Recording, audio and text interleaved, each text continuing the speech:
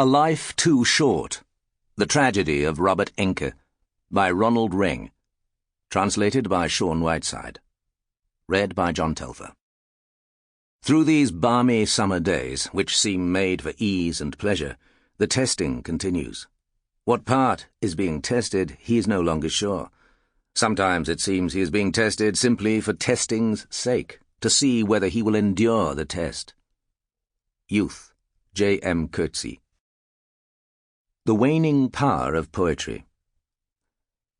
I would like a poem, Teresa says, and for a second that lasts an eternity. The house falls silent. Robert looks quizzically at his wife to see if she really means it. Is he supposed to give her a poem for her birthday? It'd be nice, Teresa adds casually, and thinks no more about it. But he can't get the idea out of his head. It's a few years since he last read a poem, let alone wrote one. He tries to remember. A poem, he thinks, has to rhyme. A good poem, he believes, is like a hint of a smile with delicate humour between the lines. With that idea in his head, Robert starts writing. Some afternoons he lies to Teresa, saying he's going to his office for a while to go through tax documents or to complete some other paperwork. Then he sits down at his desk with a biro and a notepad. His gaze drifts to the garden. The rear side of his office is one huge window. It gives him a feeling of well-being when the sunbeams fall on him in the spring. But now in the winter it's less pleasant at his desk. The heating in the office is unreliable. Their house in Empeda, on the flat terrain of Lower Saxony, is a converted farm. His office used to be the stable. The words he puts down on the paper look bent and rough. He hardly ever uses his valuable goalkeeper's fingers to write. But in his head the words start forming rhymes more and more quickly, and he's filled with joy. Not like the flood of happiness he experiences when he steers a difficult shot over the bar. Quite gentle, but so intense that Robert has to keep on writing, in the office, in the hotel the evening before a Bundesliga match, on scraps of notepaper, on the backs of bills. Sometimes, if he has no paper to hand, he taps his ideas into his mobile phone. By the time the big day, 18th of February 2009, arrives, he has written 104 lines. He wishes Teresa a happy birthday while they're still in bed. When she goes to the bathroom, he creeps into the hall and lets the dogs out.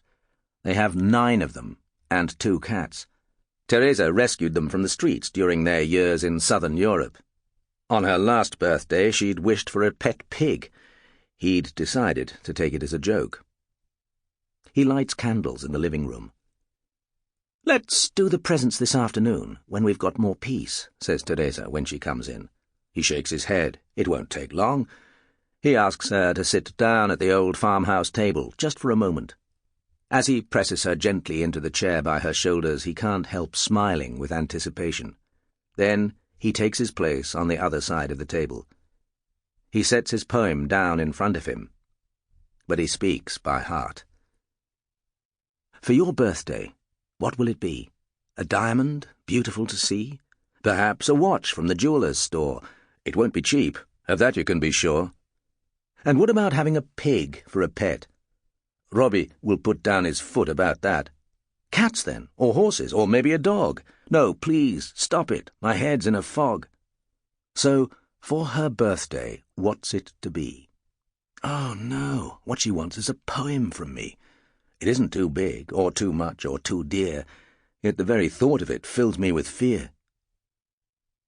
Teresa is struck dumb with joy. Verse by verse he presents her with her whole life.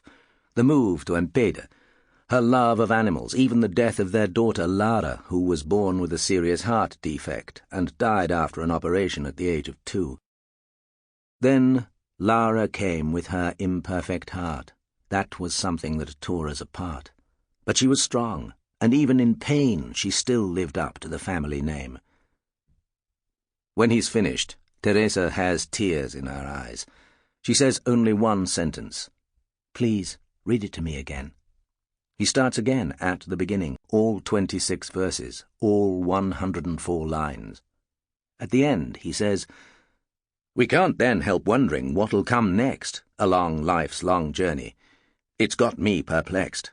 Will Grandpa stay?" Sample complete. Ready to continue?